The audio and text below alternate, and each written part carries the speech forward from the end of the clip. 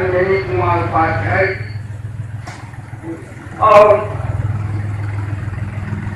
श्री भारत उपाध्याय जो पूज्य गुरुदेव स्वर्गीय मोदी जी के पुत्र हैं। सबसे पहले मैं उन्हें हृदय से आभार व्यक्त करता हूँ।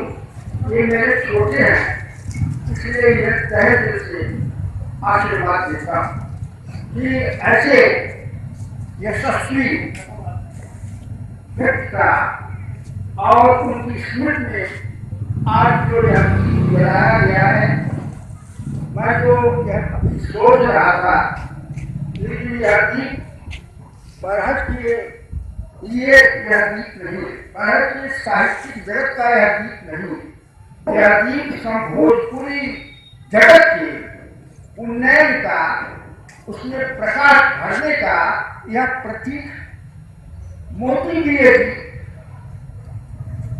से उनका मैं हमारा जो है वो कक्षा 11 में जब मैं पढ़ रहा था यहाँ, तो मोती जी से मेरी मुलाकात हुई। वो मुझे इतिहास पढ़ाते थे। सर्वप्रथम उनका कार्य था कि जो मेधावी छात्र थे, जो अच्छे छात्र थे, उनको पढ़ाने का कार्य, उनको आगे बढ़ाने के लिए उनसे कविता लिखने, लेख लिखने, इन सब चीजों के लिए। और मैं दूसरी बात बता दूं कि स्वर्गीय मोती जी, मैं उनको बड़े ध्यान से, हमारे आदर्श अध्यापक टीचर थे, इसलिए मैं उन्हें बहुत ही जो है मनोयोग से उनकी पढ़ाई, उनकी चाल, उनकी ढाल, उनका सब कुछ मैं जो है वो देखता था और ये अनुभव करता था कि मोती जी एक योगी पुरुष थे और वो साधना करते थे।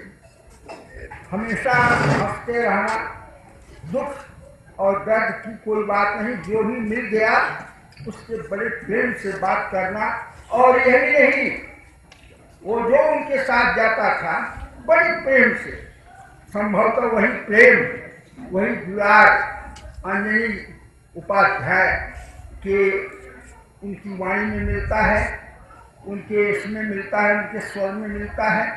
लेकिन मोती जी जो थे वह अपने ढंग से पूरे बरहट में भोजपुरी कविता की अलग प्रतिदिन कविता जगाते थे। रोज 4 बजे कोई कविता लिखते थे, तब घर आते थे और हजारों लोगों ने उनकी कविताओं को सुना, मंच पर सुनते थे। और उनको सबसे ज्यादा टक्का देने वाला या कहें कि बल देने वाला अगर कोई था तो पंडित जगदीश ओझा सुंदर बलिया थे, वो डॉक्टर विवेकी राय जी थे, वो चकली चाचा थे, यही लोग उनकी मित्र मंडली में थे।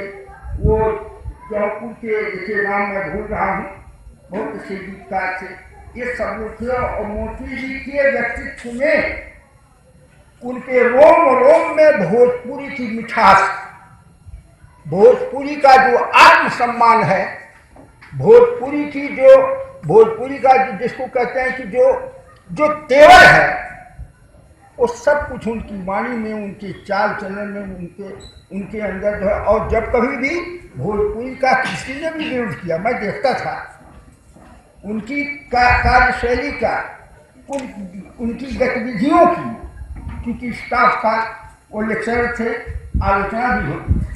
लेकिन एक बात है कि दो टूक और बड़ी बेरहमी से ऐसे व्यक्ति की खिंचाई भी करते थे मोती। और मैं आपको बताऊं, कई बार जो है